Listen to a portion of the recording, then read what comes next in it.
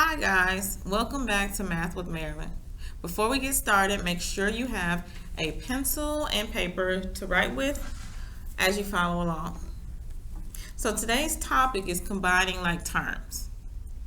An expression is in simplest form if it has no like terms and no parentheses. First, I'd like for you to recall what like terms are and what they look like. So like terms will always have the same variable, which is just a letter, and that letter must have the same exponent. So I've given you a couple examples.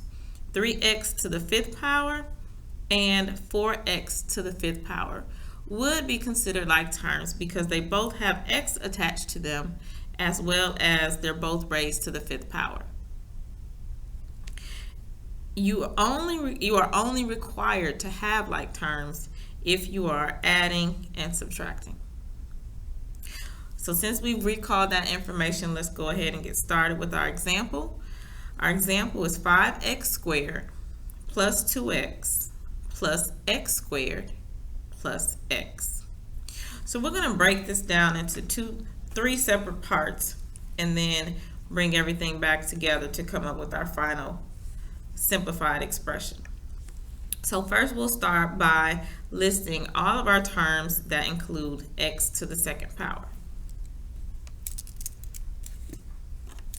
So we'll have 5x squared as well as plus x squared.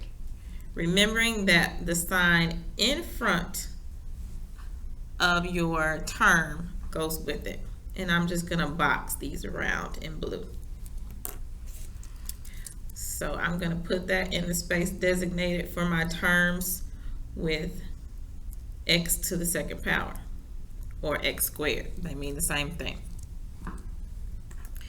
Next, I need to identify my terms with the variable x to the first power, remembering that if my variable does not have an exponent written there, it's assumed that it's to the first power. And in this case, I only have one of those, 2x. Lastly, my constants. Remember, your constants are the numbers by themselves, numbers that are not attached by a variable. So in this case, my only constant looks like it's positive 6. So I'm going to put my positive 6 in that space. All right, so in the areas or the sections that can be simplified, we need to do so. And if you direct your attention to where we have our terms that are x to the second power, we can simplify here. Remembering that if your variable does not have a number in front of it, a coefficient, then it's automatically assumed to be a 1. So now, since I have my 1 there, I can go ahead and add my coefficient, 5 plus 1, which gives me 6. And then I bring down my x squared. Now it's simplified. You can't do anything else with 6x to the second power. Now we can kind of put this all together to make sure that we have an expression that cannot be simplified anymore. And as you can see, we're left with 6x squared plus 2x plus 6. We no longer have any like terms. We also don't have any parentheses.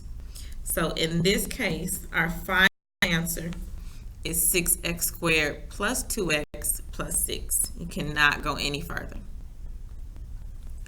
Let's just recap that really quick. So again, we recalled that 3x to the fifth power and 4x to the fifth power are like terms. Same thing with our second example, having both y to the seventh power.